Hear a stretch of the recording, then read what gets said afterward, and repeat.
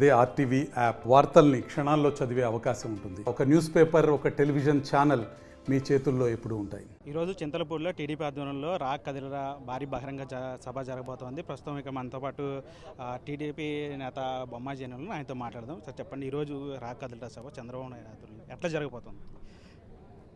చంద్రబాబు నాయుడు గారు TDP party రా కదిలరా సభ ఇక్కడ జరుగుతుంది అని మాకు ఓన్లీ 5 days నోటీస్ ఇచ్చారండి.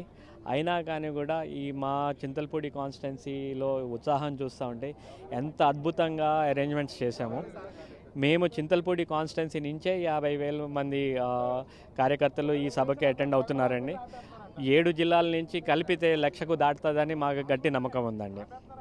అంటే ఈరోజు రా కదిలరా సభ సందర్భంగా టీడీపీలో భారీ చేరికలు ఉంటాయంటున్నారు, ఎంతవరకు?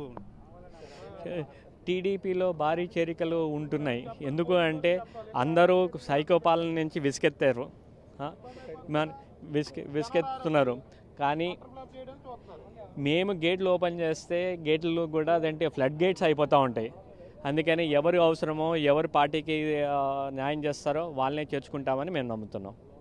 ఈరోజు చింతలపూడి నియోజకవర్గానికి సంబంధించి క్యాండిడేట్ని ఇక్కడ అనౌన్స్ చేస్తారనే ప్రచారం జరుగుతుంది, ఎంతవరకు? నేను క్యాండిడేట్ అనౌన్స్ చేస్తారని నేను అనుకోవట్లేదండి. ఎందుకంటే ఈ టీడీపీ పార్టీ చాలా డిసిప్లిన్ పార్టీ. మీరు గమనిస్తే ఇట్లాంటి సభల్లో క్యాండిడేట్లు అనౌన్స్ చేయరు. నాకు తెలిసి అతి త్వరలోనే బాబు గారు ఒక ప్రెస్ కాన్ఫరెన్స్ కానీ, లేకపోతే ఉమ్మడి పవన్ కళ్యాణ్ గారితో కానీ, పార్టీ ప్రెసిడెంట్లతో కానీ ఉమ్మడి ప్రెస్ కాన్ఫరెన్స్ తోటి ఈ క్యాండిడేట్ల లిస్టు రిలీజ్ చేస్తారని నేను అనుకుంటున్నానండి. వైసీపీ 170 స్థానాలు సంపాదిస్తాం, ఖచ్చితంగా వచ్చే ఎన్నికల్లో మళ్ళీ మేమే గవర్నమెంట్ ఏర్పాటు చేస్తాం వైసీపీ చెప్తాను. మీరు ఎట్లా? వైసీపీ గవర్నమెంట్ 175కి 175 ఓడిపోతుందండి. అది ఏమి చూసి ఇదేంటి జనాలు ఓటేస్తారండి? ఏమి అభివృద్ధి చేశారు, ఏం చేశారు? ఎటు చూసినా కానీ అవినీతే, దౌర్జన్యమే. దళితులకి ఇదేంటి మీదనే ఎస్సీ కేసులు చేసే ఘనత ఈ ప్రభుత్వానికే. దళితులకి అన్యాయం జరుగుతుంది. దళితులు శవాల కింద మారిపోతున్నారు. ఈ యువతకి ఉద్యోగాలు లేక ఆత్మహత్యలు చేసుకుంటున్నారు. ఏమి చూసి 175 సీట్లు వస్తాయనుకుంటున్నారు?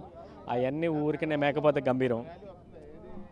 ఇది మొత్తంగా బొమ్మాజీ జనులు చెప్తున్నారు. వైసీపీది ఏదైనా సరే అది మేకపోతే గంభీరమే. ఖచ్చితంగా వచ్చే ఎన్నికల్లో వైసీపీ 170 స్థానాల్లో కూడా ఓడిపోతుంది. వచ్చే ఎన్నికల్లో ఖచ్చితంగా టీడీపీ జనసేన కూటమి ప్రభుత్వం ఏర్పడుతుందని చెప్పి ఇక్కడ నేతలందరూ కూడా చెప్తూ వస్తుంది.